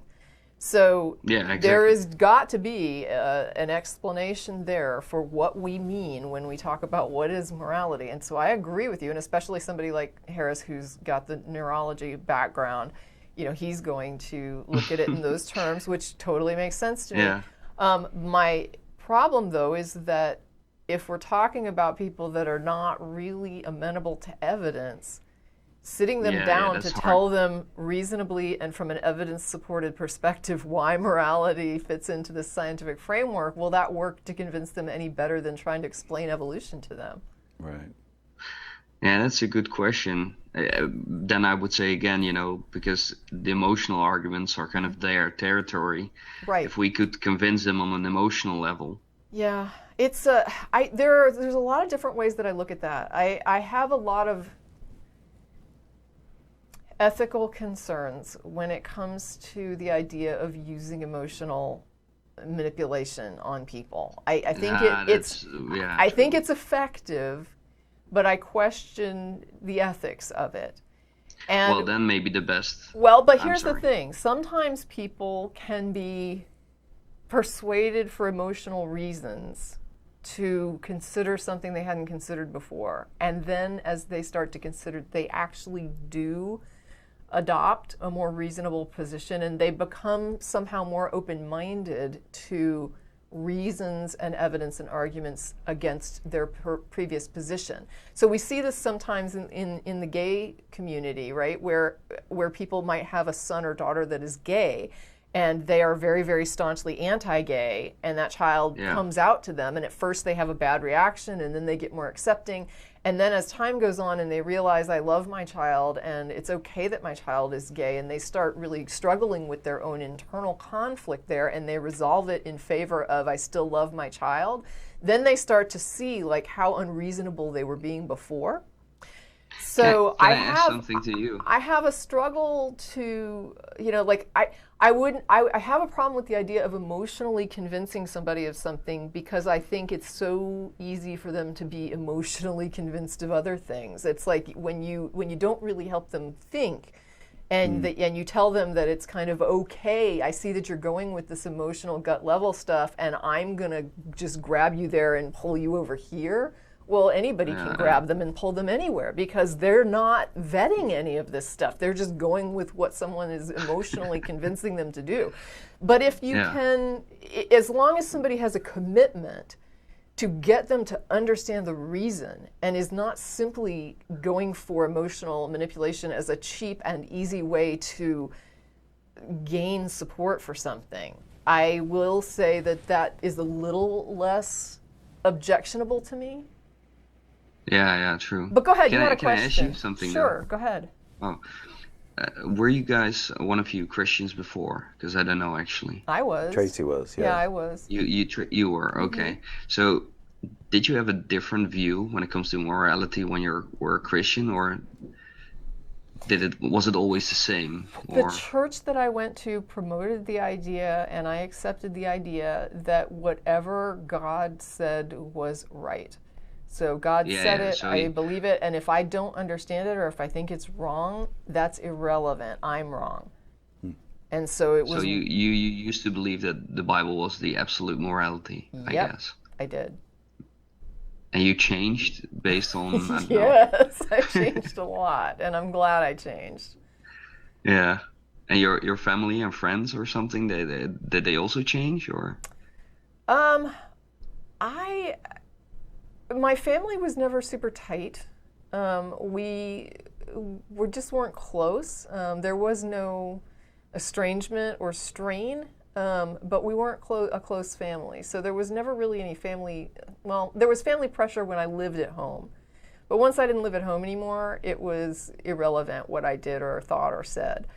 And then when it came to my friends, I've never been like an extremely social person, so I really only had a few good friends, and I think the ones that are no longer in my life, it's mainly just because we just grew apart because I moved to Texas and wasn't around, and there was no real strain because of the religion, and I wasn't really friends with people that I went to church with, to be honest. There weren't a lot of young people at my church because, as you can imagine, it's hard to keep young people in a church where everything human is horrible. Yeah. Almost no young people here in the Netherlands believe in God. Yeah. And it's funny because atheists in the US are probably kind of an outsider. Maybe that's changing now. But here in the Netherlands, it's completely the other way around. If we see a Christian guy who's kind of young, we just ignore most of his arguments. There's like pictures and pointing. Look, there's a Christian. Like he gets mobbed by people taking shots. No, here it just kind of depends on where you live. Yeah. Well, anyways, thank you for having me on your show. Yeah, I mean, and thanks for your call. Did we really address your point? I don't know. I don't know either. We talked, we had fun, it was good.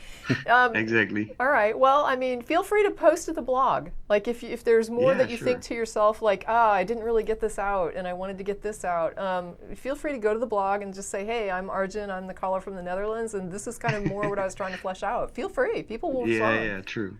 Okay. Yeah, thanks. Great. Thanks, Arjun. Have a nice evening. Thank you, you too.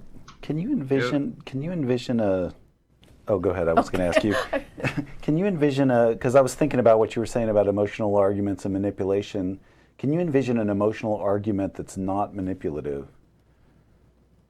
Or is it inherently?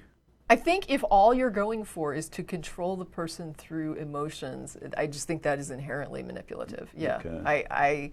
There might be situations that I'm not thinking of. I mean, there's always somebody that can come up with something that's just like, well, imagine that there's like 13 universes, and and I'll be like, oh wow, yeah, okay, well, I guess that. But I mean, in the general context of what I've ever seen, you can play to somebody's emotions and get them to come up with the wrong answer fairly easily. Yeah. All you have to do is throw in the right parameters to push those buttons on that person, and you can really confuse a person easily with that, and I just think that it's the wrong way to go because it endorses the idea that they should go with gut instead of thinking about. I mean, your feelings are not always accurate, and your thinking isn't always accurate. But the fact is, going with your feelings. I mean, unless you have some phenomenal instincts, which not everybody has. That's a dangerous way to go about trying to figure out what's best. Right. I agree. I'm going to think about that, but I was just, as a thought experiment, I was trying to think, is there some way that could be done and it wouldn't be manipulative? I've seen people make arguments like that have to do with immediacy, that say like, well, if you were in this situation, it was the only way to avoid some horrible thing. It would be to emotionally manipulate the person. Yeah, I mean, yes, it's not like I'm murdering them. But as far as, is this what I want to do to convince somebody to abandon their religion? Yeah. No.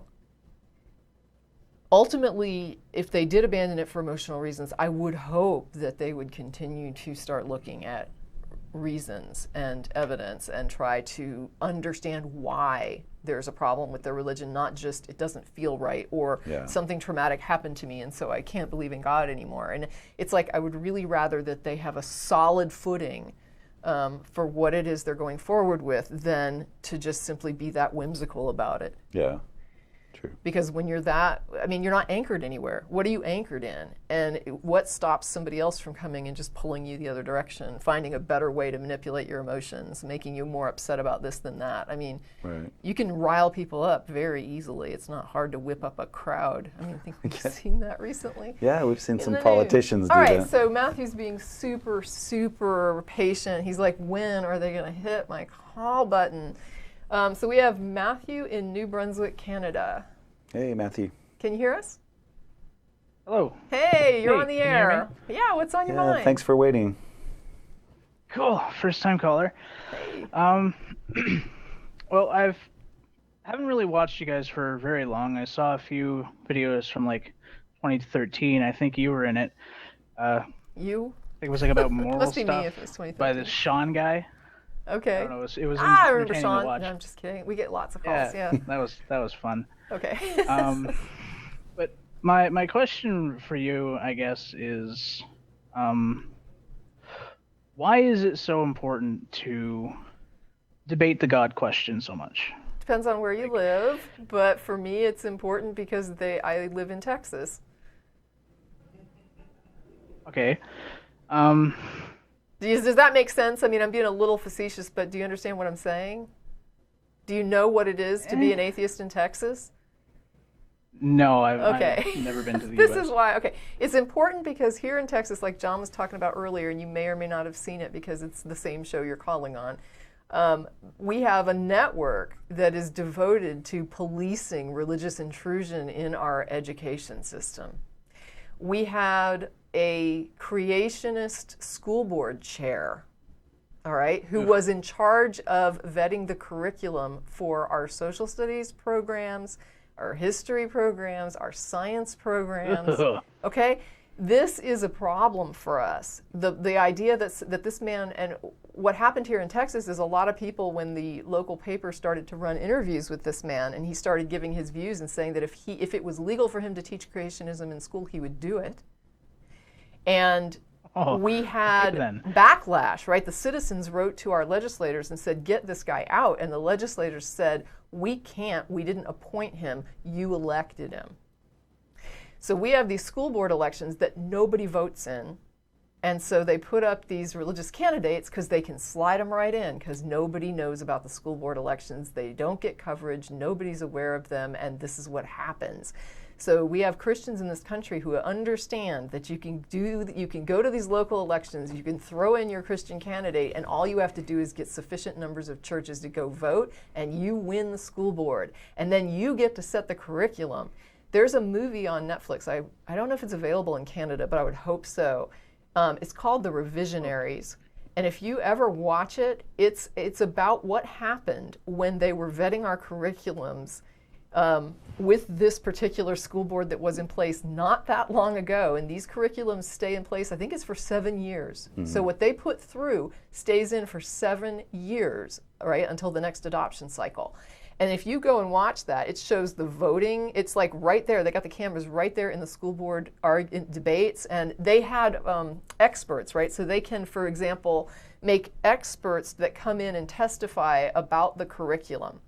And for someone to be an expert, they just need 3 school board members to agree they're an expert. So they were using a man named David Barton who had absolutely 0 educational credentials to be involved in setting curriculum for any subject. The man has no advanced degree that I'm aware of in any of the subjects that he was an expert testimony person for at these hearings. And yet the school board went with him again and again and again against other people with PhDs in these fields who were standing up and saying, this doesn't even make sense.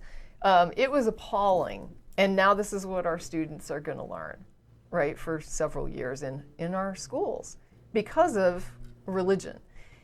And so for me, that's one example. There's a lot more examples, especially here in Texas, but that's one example of where it really had an impact. We protested this, like the ACA went out in front of the Capitol and we protested this, but the protest was a show. It was just a show because there was no way to change it. These were elected officials who had the authority to do what they were doing. There was no way legally to stop them. All we could do was try to make people aware, and that's it. And how disturbing is that? Well, and people signed up to speak in front of the state board too and give their point of view, and then they don't listen. They say thank you, and then do what they're going to do anyway. So it's really kind of a sham process. And this is Texas. Now, there's certainly other areas, even within the United States, where people think to themselves. There's a book by a man named, God, I want to say Herb Silverman. It's actually a really entertaining book, and it's not that long. It's called Candidate Without a Prayer. And I saw him speak, and I also have his book, and he tells the story about how he was lived in the northern U.S., and I think he was like a math professor there or something. And he was a secular Jew. There was never any issues about his atheism. And then he took a post with a Southern university and moved into the U.S. South. And he said that immediately upon moving there, he started getting colleagues and other people, neighbors and stuff, asking him, where do you go to church? Where do you go to church? Right? Just like this lady was talking about her son earlier, and how all the little, he's in kindergarten. The other kids are, where do you go to church? Do you go to temple? Do you go to synagogue? Like, where do you go? Where do you worship? I mean, in the South, that's a very common question to go up to somebody and ask them, what do you believe about God? Where are you worshiping? Where do you go to church? And if they aren't going to church somewhere, then you're inviting them to church, right? Like, where do you go to church? Well, I'm not really going. Oh, you should come to my church, right? I mean, it's just automatic. And so for him, there was this attitude of, I don't understand why this is important. And then when he moved into the South, he was like, wow, this is like a whole different United States. And it just depends on where you live here. But it's intrusive and it's problematic right here in the U.S. Now, that's just the local, right? So there's an example of a very local Austin and Texas situation. Then we go into the more broad U.S. situation. And I think clearly, even in Canada, you've got to be aware of how the God question impacts globally what's going on in the world, right? I mean, you see these situations. Yeah, I was raised Catholic. Mm-hmm. My mother believes in God, but she also says she's seen an alien, so I don't know. Or, not an alien, the UFO. Okay. But she's not alone. She was actually in a car with a group of people who claimed to have seen this ship. Maybe it was an angel ship. Like, how do they know? Well, she said it did look like a cross. See, it was a spirit ship. It wasn't an alien. Yeah.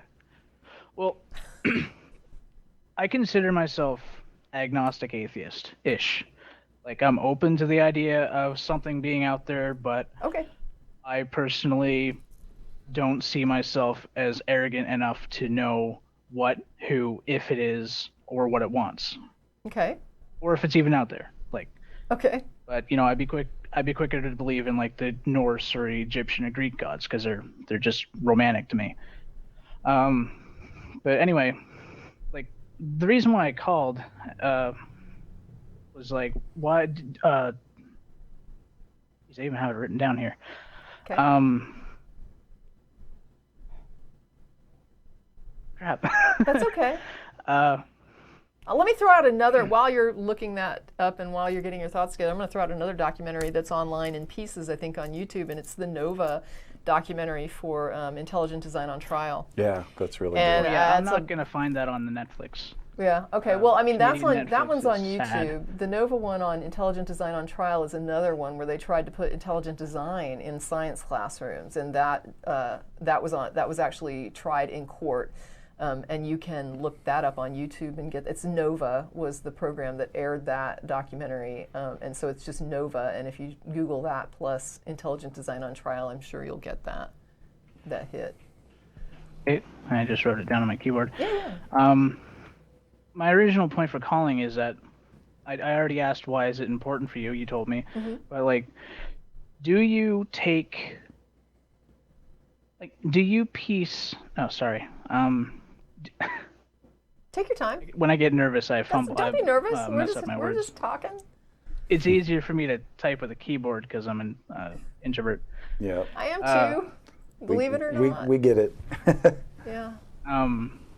But do you take pieces from other religions and add it to your life? Like, for example, Buddhism tries to find the end of all suffering, or teaches the acceptance that everything changes. Yeah, I think that here's the thing. I think that anything useful and good within religion is probably just a religious paradigm for something that somebody observed that worked. And they said, hey, here's a thing to do that works. And it's from God. Right? I mean, because like when I talked earlier, I was saying that I went through like a really painful period in my life. And one of the things that helped me was reading up on Buddhism and examining my own attachments, like things that I was attached to in ways that were probably unhealthy, things that I needed to re-examine and say to myself, you know, I maybe need to step back a little and understand that everything's temporal and that everything changes and everything evolves, and that, you know, whatever I think I have, ultimately I probably don't actually have it. And so I need to learn to appreciate things without actually having to feel like I own them. That was a problem for me, and that was a solution that worked for me. Now, it's interesting that when I took communication studies, we actually learned the same exact thing, but in a different paradigm, right? Instead of just reading Buddhist poems and reading Buddhist writings where people were thinking of this in terms of a Buddhist paradigm, I was reading and studying how this works from a human mind perspective and how we communicate. It's called intrapersonal communication. It's how you communicate internally with yourself. The messages that you give yourself, how to change those messages, how people communicate between one another, and what, you know, the meanings that we apply, and that those meanings are self-imposed. It was very, very much the same information that was in the Buddhist literature that I was focusing on, that I was learning in the communication studies. I was looking at it going, this is the exact same thing. And so for me, I do think that you can, like the woman that called earlier, you can pick this stuff up anywhere. If it's a good idea and it's something that works and it's something that can help you, sure, there are people that have been religious who have written in religious ways and believe in God who have noticed the same things, maybe for 1,000 years, and have put that in terms of their religion and added that into their religious perspective of the world. So I don't think there's anything wrong with saying that that's a good idea that somebody put forward. Just like with, I was talking recently with somebody about we have in the US, the Declaration of Independence, and there's this concept of, you know, all men are created equal, right? The idea that everyone is equal, and they have this idea of creation, right? Because they had a religious paradigm. So they were looking at it like, observing basically the social species and how do I recognize that John is like me? How does a pack of wolves know not to, you know, that you don't go out and mate with rabbits and have territorial disputes with deer, and, you know, that you don't hunt other wolves? There's this idea of they recognize the other wolf, and I recognize the other human. I know that John is like me in a way that no other species can offer me. We are equal, whereas it's not the same with other species, and other social species have that same understanding that we can observe. Now, the idea that it comes from God is where I would disagree. But I would say that this is something that's an evolved trait. But I still understand when they say that, regardless of the cause they're attributing, I see what they're seeing, and I observe, I understand the observation they're making. Does that make sense?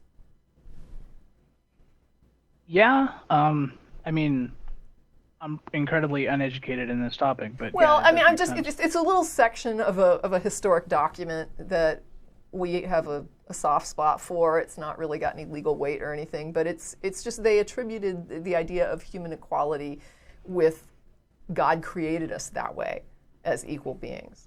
I don't believe God created us that way, but I do believe that we gravitate toward other human beings and see ourselves in them in a way that we cannot fully manifest with other species. You know, we might see parts of ourselves in other species. Certainly we can empathize, you know, if we don't like to see an animal, you know, being tortured or injured or something. We do see ourselves in other species to some degree, but not like we do with another human being. And it's a useful way to run a society, whether you think it, you know, came from a god or not. Right. But even if you don't understand it's useful, you see people making this connection, and so people want to explain it. Yeah. And they're explaining it through a religious paradigm. It doesn't negate the observation. It doesn't mean the observation is wrong, even if they misattribute the cause. It's still a good observation. It's just not well thought out as far as what caused it. Yeah, no, that does make sense. Like, I'm kind of derailed here. My That's okay. points are gone. Take your time. Do you have something else to talk about, or was there another thought?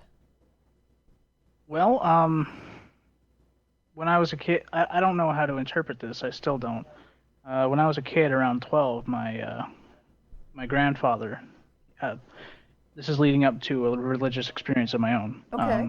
My grandfather, he died of lung cancer, and shortly after that, I had this dream. It was this surroundings was like pearl white staircase, and there he was, like looking as healthy as he was when he was young, and all this stuff, saying he's okay. I'm just giving you the short version. Okay.